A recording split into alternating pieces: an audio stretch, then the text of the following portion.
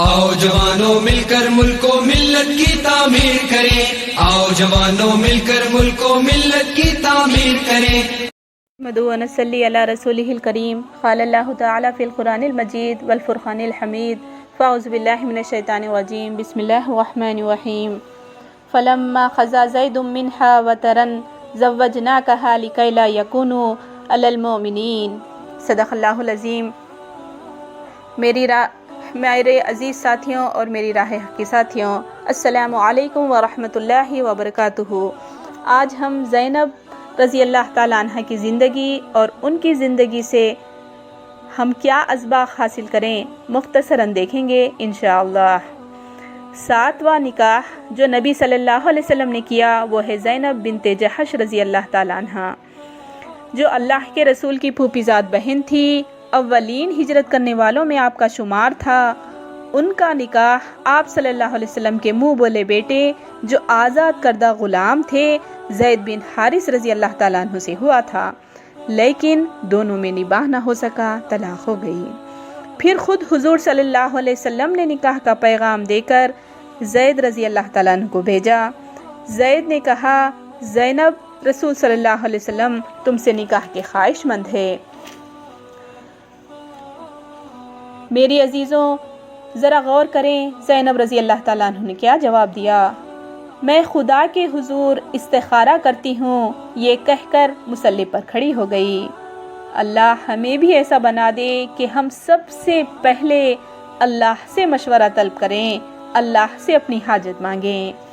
جب آپ مصلی پر کھڑی ہو گئی تو ادھر اللہ تعالیٰ نے رسول صلی اللہ علیہ وسلم پر وحی بھیجی، سورہ احزاب کی آیت 37 جو کہ ابھی میں ابتدا میں تلاوت کی ہوں، جس کا ترجمہ ہے پھر جب زید نے اس سے اپنی حاجت پوری کر لی تو ہم نے اس کا نکاح آپ صلی اللہ علیہ وسلم سے کر دیا تاکہ مومنوں کے لیے اپنے منہ بولے بیٹوں کی بیویوں سے نکاح میں کوئی حرج نہ رہے۔ یہ بات صاف ظاہر ہو گئی۔ آپ کی نکاح کی چند خصوصیات یہ تھی۔ دوسری خصوصیت یہ کہ خود اللہ تعالیٰ نے آپ کا نکاح زینب رضی اللہ تعالیٰ عنہ سے کر دیا۔ نہایت شاندار ولیمہ کیا گیا۔ نکاح کے موقع پر ہی آیت حجاب نازل ہوئی اور پردے کا رواج قائم ہوا۔ حضرت زینب رضی اللہ تعالیٰ عنہ بہت ساری خوبیوں کی مالک تھی۔ خود حضرت عائشہ رضی اللہ تعالیٰ عنہ فرماتی ہے میں نے دین میں سب سے بہتر، اللہ کا سب سے زیادہ تقوی رکھنے والی، سب سے زیادہ سچی، سب سے زیادہ صلہ رحمی کرنے والی اور سب سے زیادہ صدقہ کرنے والی زینب سے بڑھ کر میں نے کوئی خاتون نہیں دیکھی۔ پہلی جو صفت، جو کوالٹی آپ نے بتائی کہ اللہ کا سب سے زیادہ تقوی رکھنے والی، خود حضور صلی اللہ علیہ وسلم بھی اس کا اعتراف کیا کرتے تھے۔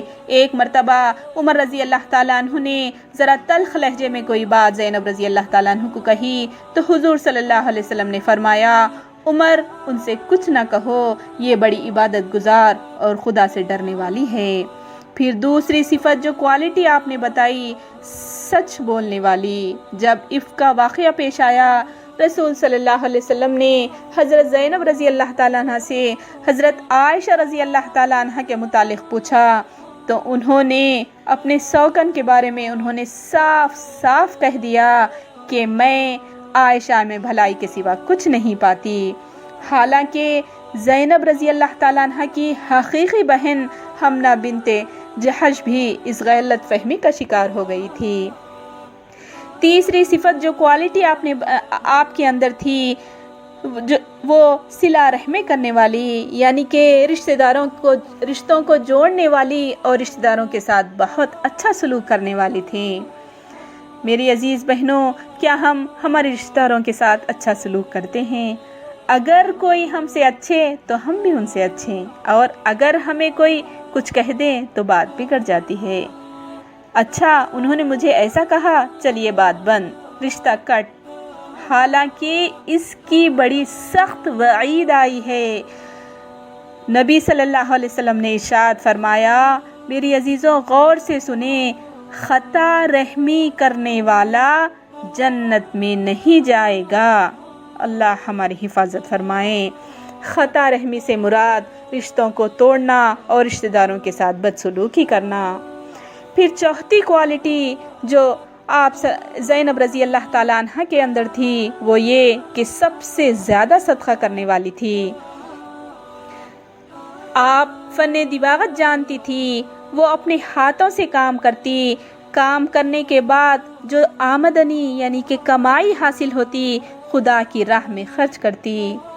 میری عزیزوں، یعنی آپ اللہ کی راہ میں صدقہ و خیرات دینے کے لیے اپنے ہاتھوں سے کام کرتی اور جو کمائی حاصل ہوتی وہ پوری کی پوری اللہ کی راہ میں خرچ کر دیا کرتی تھی۔ ایک مرتبہ خود حضور صلی اللہ علیہ وسلم نے اپنی تمام ازواج سے مخاطب کر کے فرمایا، تم میں سے وہ مجھ سے سب سے پہلے ملے گی جس کا ہاتھ سب سے زیادہ لمبا ہوگا۔ لمبے ہاتھ سے مراد فیاضی تھی، صدقہ و خیرات تھا۔ چنانچہ اس پیشن گوئی کی مصداق بھی حضرت زینب رضی اللہ تعالیٰ عنہ ہوئی۔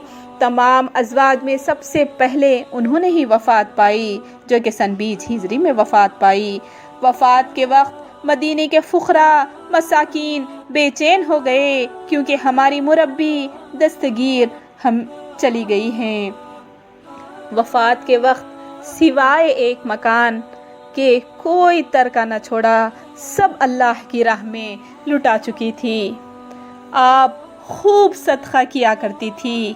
میری عزیز بہنوں، ہم بھی یہ عادت بنا لیں، کیونکہ حدیث میں عورتوں کو زیادہ سے زیادہ صدقہ کرنے کا حکم دیا گیا ہے۔ آپ صلی اللہ علیہ وسلم نے فرمایا کہ زیادہ صدقہ کیا کرو، کیونکہ میں نے جہنم میں تمہیں زیادہ دیکھا ہے۔ آخری میں میری اللہ سے دعا ہے کہ ہم سب کو زینب رضی اللہ تعالیٰ عنہ کی طرح نہایت دیندار، پرہیزگار، حق گو اور مخیر بنا دے، آمین۔ سبق پھر پڑھ صداقت کا، شجاعت کا، عدالت کا۔ سبق پھر پڑھ صداقت کا، شجاعت کا، عدالت کا، لیا جائے گا تجھ سے کام اس دنیا کی امامت کا۔ وآخر الدعوانا الحمدللہ رب العالمین۔ آؤ جوانوں مل کر ملک و ملت کی تعمیر کریں۔